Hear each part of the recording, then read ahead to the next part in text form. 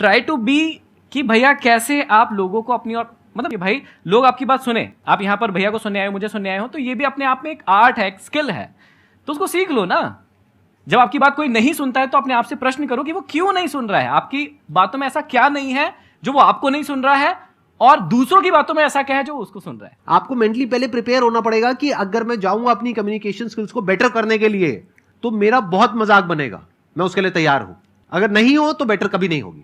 जो भी communication skills है या जो भी आप बोलना चाहते हो, पब्लिक स्पीकिंग हो गया या जो भी आप अपना इंप्रूव करना चाहते हो, वो बढ़िया नहीं है, यहां से शुरू करो।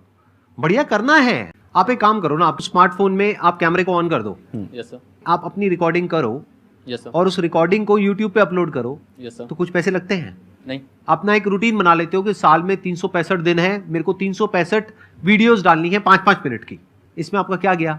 कुछ नहीं सर। लेकिन एक बात पक्की है, एक साल बाद आपकी जो कम्युनिकेशन स्किल है जी वो जो एक साल पहले थी उससे 1000 गुना बेटर हो जाएगी। बेटर होगी। यूट्यूब पे सक्सेस मिलेगी नहीं मिलेगी कुछ नहीं कहा जा सकता, लेकिन आपकी कम्युनिकेशन स्किल बेटर हो जाएगी। अगर आप कुछ भी नहीं करते हो, ये जो मैंने कहा वो भी नहीं करते हो, आसपास में लोग भी ऐसे नहीं हैं, क्योंकि आसपास में जो लोग हैं उनसे जैसे ही आप बात करोगे थोड़ा सा भी वो मजाक बनाएंगे, तो उनसे आप बात नहीं कर सकते हो जी। तो आप अगर अगले एक साल तक ऐसा कुछ भी नहीं करते हो, यानी प्रैक्टिस ही नहीं करते हो, बस अपने दिमाग में सोचते रहते हो कि मेरे को अपनी कम्युनिकेशन स्किल्स को बेटर करना है, क्या कभी बेटर होगी? No sir. पूरी जिंदगी में कभी बेटर होगी? No sir.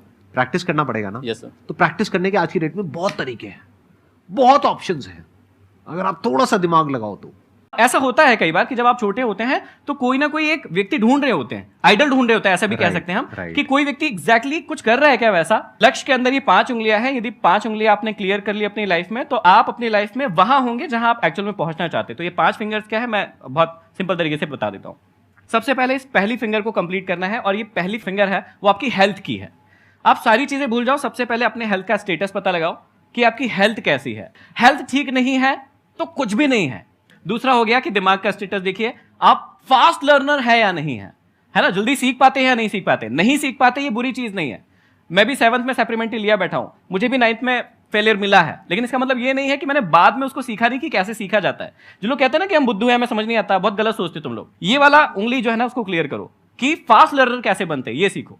पहला हो गया फिजिकली फिट, दूसरा हो गया मेंटली फिट, तीसरा जब ये दोनों उंगलियां कंप्लीट हो जाए तो भी काम नहीं चलेगा जब तक आप इमोशनली अपने आप को फिट नहीं करेंगे। आपके इमोशंस पर आपका कंट्रोल होना चाहिए, कब गुस्सा आना चाहिए कब नहीं आना चाहिए ये हमारे हाथ में नहीं है, लेकिन जब आ जाए तो उसे कैसे बैलेंस करना है ये हमारे हाथों में होता है, और ये हम बहुत अच्छे से सीख सकते हैं।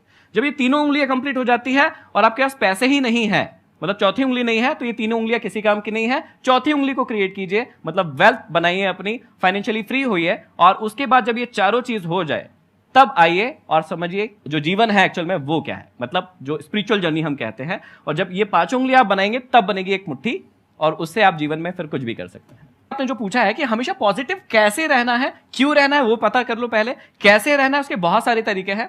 जैसे मैं पर्सनली अपने लिए यूज करता हूं कि जब मैं किताबें पढ़ता हूं तो मैं अपने आप को बहुत ज्यादा पॉजिटिव महसूस करता हूं, उसके बाद बहुत सारे दिनों तक मैं पॉजिटिव रहता हूं। म्यूजिक एक बहुत इंपॉर्टेंट रोल प्ले करता है पॉजिटिव रहने के लिए। तो कई बार आप जब म्यूजिक सुनते हैं, आप में से कई सारे लोग म्यूजिक सुनते होंगे और अपने आप को रिलेट कर पाते होंगे उससे, तो वो भी एक बहुत अच्छा सोर्स है कि आप अपने आप को पॉजिटिव रख पाए। बहुत सारे लोगों का एक कॉमन क्वेश्चन रहता है जो मेरे साथ तो बहुत पूछा जाता है, मुझसे पूछा जाता है कि ना हमें पता नहीं चल रहा है कि हमें करना क्या है। जब हमारे सामने एकदम लक्ष्य होता है तो एग्जैक्टली हम देख पाते हैं कि हमें कहां जाना है, लेकिन जब हमें पता ही नहीं होता है कि हमें जाना कहां है तो फिर हमें बहुत सारे एफर्ट्स लगाना होता है। आपको पता होना चाहिए कि आपको जाना कहां है। जब तक खुली आंखों से आपको पता नहीं चलेगा कि ये आपका लक्ष्य है, तब तक आप ये जो प्रॉब्लम आ रही है ना आपकी लाइफ में कि कैसे मोटिवेट रहना है, कैसे हमेशा पॉजिटिव फील करना है, ये सब होता रहेगा।